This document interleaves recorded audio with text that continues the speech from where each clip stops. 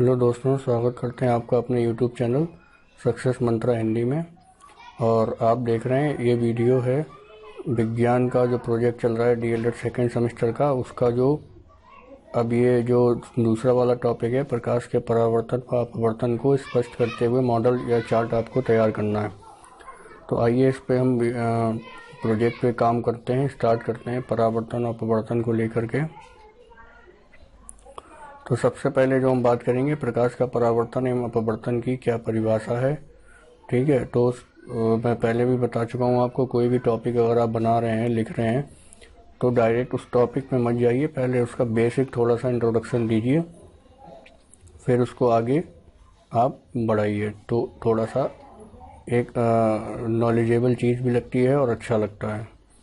तो प्रकाश के बारे में सबसे पहले जानेंगे कि हम इस संसार में अपने चारों ओर अनेक प्रकार की वस्तुएं देखते हैं, तथापि किसी अंधेरे कमरे में हम कुछ भी देखने में असमर्थ हैं और कमरे को प्रकाशित करने पर चीज़ें दिखलाई देने लगती हैं। ऐसा ही होता है जनरली। तो ये आपको पता ही है कि बिना प्रकाश के हम देख ही नहीं सकते हैं कुछ भी। तो वह क्या है जो वस्तुओं को दृश्यमान बनाता है। दिन के समय सूर्य का प्रकाश वस्तुओं को देखने में हमारी सहायता करता है और कोई वस्तु उस पर पड़ने वाले प्रकाश को परावर्तित करती है। तो यह परावर्तित प्रकाश जब हमारी आंखों द्वारा ग्रहण किया जाता है तो हमें वस्तुओं को देखने योग्य बनाता है। तो हम किसी पारदर्शी माध्यम से आर पार देख सकते हैं क्योंकि प्रकाश इसमें से पार हो जाता है ना। तो प्रकाश से संबंध अनेक सामान्य तथा अद्भुत परिघटनाएं हैं, जैसे दर्पणों के द्वारा प्रतिबिंब का बनना, तारों का टिमटिमाना, इंद्रधनुष के सुंदर रंग, किसी माध्यम द्वारा प्रकाश का मोड़ना आदि। तो इस प्रकार से आप प्रकाश के बारे में लिखिए, बहुत सरल भाषा में मैंने यहाँ पे लिखा है। और दोस्तों चैनल को सब्सक्राइब कर लीजिए, मैं बोल देता हूँ बीच में आपसे। और वीडियो को लाइक शेयर ज़रूर करें क्योंकि शेयर करना बहुत ज़रूरी है, क्योंकि और भी आपके जो सहपाठी होंगे उनके लिए भी ये काफ़ी हेल्पफुल रहेगा। तो फटाफट से आप अपना प्रोजेक्ट बना करके अपलोड कीजिए क्योंकि टाइम ज़्यादा नहीं है। आगे देखिए, अब हम अपने टॉपिक पे चलते हैं, प्रकाश का परावर्तन। तो जब प्रकाश की किरण किसी चमकीली सतह से या परावर्तक पृष्ठ से टकराता है तो यह उसकी माध्यम से उसी माध्यम में पुनः मुड़ जाता है जिस माध्यम से यह आता है। उस परिघटना को प्रकाश का परावर्तन कहते हैं। देखिए, इसको चित्र से हम समझेंगे तो ये परिभाषा आपको अच्छे से समझ में आएगी। तो समझना भी बहुत ज़रूरी है। प्रोजेक्ट का मतलब यही नहीं कि आपने लिख दिया देख करके और बना दिया। और दूसरा ये है कि जो ऐसा मैं लिख रहा हूँ बिल्कुल सेम मत लिखिए, कुछ भाषा चेंज कर लीजिए। ठीक है, चित्र आप बना सकते हैं, अगर आपके दिमाग में और कोई चित्र है आप तो बना सकते हैं। तो देखिए यहाँ पे एक ये जो परावर्तक पृष्ठ है, यानी कि ये जो सीधी रेखा है, इसमें क्या हो रहा है कि ये प्रकाश की एक किरण आ रही है तो ये इस पर पड़ रही है, तो इस किरण को बोलेंगे आपतित किरण। और इस प्रकार से ये इससे पृष्ठ से टकरा रही है इस बिंदु पे, तो इसको बोलेंगे आपतन बिंदु। ठीक है, इनसे आप चित्र बनाने में आपको आसानी होगी, आप समझिए इसको। उसके बाद में जब ये यहाँ पे परावर्तन यानी टकराने के कारण जो है उसी माध्यम में पुनः मुड़ जाता है, तो ये मुड़ गया है यहाँ पे प्रकाश की किरण। ठीक है, तो ये परावर्तित किरण हो गई, यानी कि ये परावर्तित हो गई, मुड़ गई। और इसके बीच में जो हमने ये एक डॉट डॉट करके डैश डैश करके लाइन खींची हुई है, इसको बोलेंगे अभिलंब, यानी कि परपेंडिकुलर। एन का इसको हम डिनोट करेंगे। उसके बाद में यहाँ पे देखिए एक कोड ये बनेगा, एक कोड ये बनेगा, इस कोड को आई बोलेंगे। ठीक है, तो ये आपतन कोड है क्योंकि ये आपतित किरण पे बन रहा है। ये परावर्तन कोड है जो परावर्तित किरण पे बन रहा है इस प्रकार। और जो ये सतह है ये पॉलिश किया हुआ है। ठीक है, तो प्रकाश का परावर्तन इस प्रकार से हो रहा है। तो मैं आशा करता हूँ कि आपको परावर्तन तो समझ में आया होगा। अभी और अच्छे से देखते हैं इसको। प्रकाश का परावर्तन हमेशा अपारदर्शी वस्तुओं से ही होता है, जबकि प्रकाश का अपवर्तन पारदर्शी वस्तुओं में होता है। तो इससे आपको ये भी क्लियर होगा कि जो अपारदर्शी होंगी वस्तुएं उन्हीं में परावर्तन होगा और जो पारदर्शी होंगी उनमें अपवर्तन नहीं होगा। तो पारदर्शी यानी जिसके आर पार हम देख सकते हैं। तो परावर्तन के कुछ नियम हैं, देखिए इसी चित्र को दोबारा यहाँ पे दर्शाया गया है और इसके नियम इसमें चित्र के माध्यम से मैंने बताने की कोशिश की है आपको। तो देखिए जो आपतन कोण है वो परावर्तन कोण के समान होता है। तो इस प्रकार देखिए जो ये आपतित किरण से जो ये कोण बना और जो ये परावर्तित किरण से जो कोण बना, ये दोनों कोण आपस में क्या होंगे, बराबर होंगे। ये परावर्तन का नियम है, ठीक है। उसी प्रकार से जो आपतित किरण होगी वो दर्पण के आपतन बिंदु पर अभिलंब और परावर्तित किरण सभी एक ही तल में होते हैं।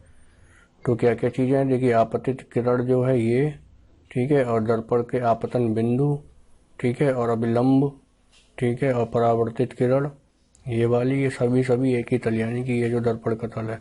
तो ये जो नियम लागू होगा ये समतल दर्पण पे लागू होगा, समतल पृष्ठ पे लागू होगा, ठीक है। तो इस प्रकार प्रकाश का परावर्तन।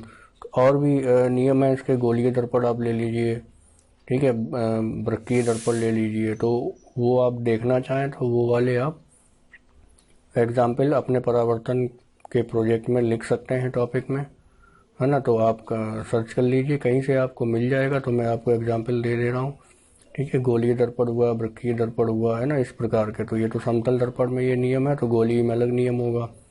तो आप चाहें तो 2-3 नियम लिखें, लेकिन एक नियम बहुत है आपके लिए। अब देखिए उदाहरण देखिए, प्रकाश के परावर्तन के कुछ अन्य उदाहरण यहाँ पे दिए हैं मैंने। तो दर्पण के द्वारा प्रतिबिंब का बनना, ये परावर्तन का उदाहरण है। तारों का टिमटिमाना, ये भी परावर्तन का उदाहरण है, ठीक है। तारे से क्यों टिमटिमाते हैं कि सूर्य का प्रकाश उनसे टकराता है, और जब हम देखते हैं तारों की तरफ तो हमारी आंखों पे परावर्तित होता है। इंद्रधनुष के सुंदर रंग, ये भी जो है बारिश के मौसम में परावर्तन के कारण ये हमें दिखाई देता है। तो यहाँ से क्वेश्चन भी बनेगा कि इंद्रधनुष का दिखना किसका उदाहरण है, तो प्रकाश का परावर्तन का। तो किसी माध्यम द्वारा प्रकाश का मोड़ना, कोई भी माध्यम हो सकता है जो प्रकाश को मोड़े, तो वो परावर्तन ही कहलाएगा। अब हम बात करेंगे प्रकाश का अपवर्तन क्या होता है। तो जब प्रकाश की किरण एक माध्यम से दूसरे माध्यम में चली जाती है ना, अंदर चली जाती है, तो ये अपने मार्ग से विचलित हो जाती है, ठीक है। तो विचलित हो जाती है, तो प्रकाश की जो किरण का अपने मार्ग से विचलित हो जाना ही प्रकाश का अपवर्तन कहलाता है। तो विचलित का मतलब होता है कि जैसे किसी सीधी रेखा में जा रहे हैं, अचानक आप टकरा गए, तो आप किधर भी मुड़ सकते हैं, तो इसमें विचलन हो जाता है ना। तो इसी प्रकार जो प्रकाश की किरण है, जब वो टकराती है और कोई पारदर्शी वस्तु से टकराती है तो विचलित हो जाती है, तो वो अंदर की तरफ मुड़ जाती है। और किस दिशा में मुड़ती है इसमें कोई नियम नहीं लागू होता है। तो प्रकाश का अपवर्तन सिर्फ पारदर्शी पदार्थों से ही होता है, ये भी आपको ध्यान ही रखना है। जैसे शीशा हो गया, वायु हो गया, जल आदि, ये सब पारदर्शी, वायु भी पारदर्शी होती है, तो इनमें प्रकाश का अपवर्तन होता है। तो प्रकाश के अपवर्तन के कारण देखेंगे और उसका एक एग्जाम्पल समझेंगे चित्र के माध्यम से। तो अपवर्तन जो है प्रकाश के एक पारदर्शी माध्यम से दूसरे में प्रवेश करने पर प्रकाश की चाल में परिवर्तन के कारण होता है, ठीक है। देखिए कैसे होता है। तो अपवर्तन के समय जो प्रकाश का मार्ग है वो किस प्रकार से परावर्तित होता है। तो जब प्रकाश की किरण एक माध्यम यानी विरल से दूसरे माध्यम यानी सघन में जाती है, तो यह अभिलंब की ओर मुड़ जाती है। देखिए ये प्रकाश की किरण आ रही है, तो विरल माध्यम क्या है, वायु। तो वायु में आ रही है, तो विरल माध्यम से ये सघन माध्यम है। तो अब ये यहाँ पे ये जो है ये कांच है पूरा, ठीक है। तो वायु में होकर के आ रही है और सघन माध्यम यानी कांच से टकरा रही है। तो ये जो कांच है ये पारदर्शी है, तो इस पे जो अभिलंब है इसकी दिशा में ये सीधी जा रही है, इस प्रकार, ठीक है। इस प्रकार जानी चाहिए, लेकिन हुआ क्या, ये अभिलंब यहाँ पे टकरा करके ये इस प्रकार यहाँ से मुड़ गई, ठीक है। आप देख रहे हैं। तो जब यही प्रकाश की किरण सघन से विरल की ओर जाती है तो अभिलंब से दूर भागती है। इसी प्रकार जब ये सघन में आ गई और सघन से फिर वापस वायु में जा रही है, तो ये दूर भागेगी, इस प्रकार मुड़ेगी।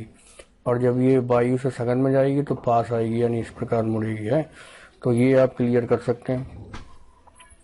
तो यही प्रकाश का अपवर्तन का कारण है, और इसी प्रकार से प्रकाश का अपवर्तन जो है होता है। तो आपने देखा पारदर्शी वस्तुओं में प्रकाश का अपवर्तन होता है। तो इसमें यही एक नियम है कि विरल से जब सघन में जाएगी तो जो है अभिलंब की ओर मुड़ेगी, और सघन से विरल में जाएगी तो अभिलंब से दूर जाएगी।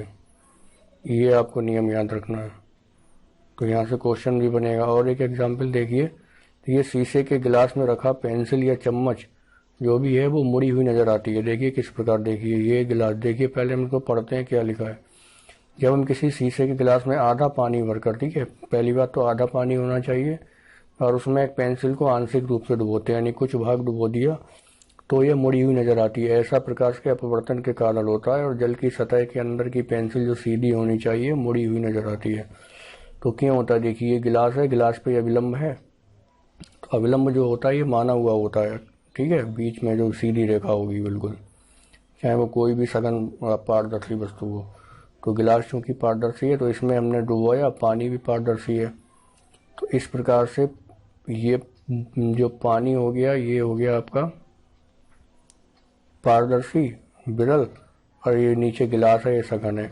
तो ये लंब से क्या होगी, विरल से सघन की ओर जा रही है तो लंब के नजदीक आएगी, ठीक है।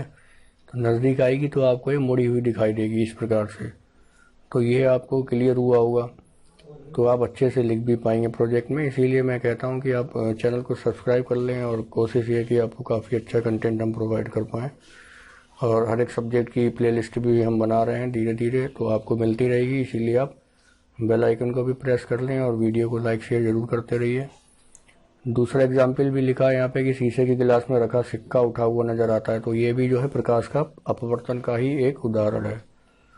तो इस प्रकार से आप अपना प्रोजेक्ट को अच्छे से बनाइए, और एग्जाम्पल आपके दिमाग में है तो अब आपको टॉपिक क्लियर है तो आप एग्जाम्पल भी लिख सकते हैं, और अपने दैनिक जीवन में भी आप देखते होंगे। तो मैं आशा करता हूँ कि आपको वीडियो पसंद आया होगा, तो इसको लाइक शेयर जरूर करिए। धन्यवाद। फिर नेक्स्ट वीडियो में मिलेंगे।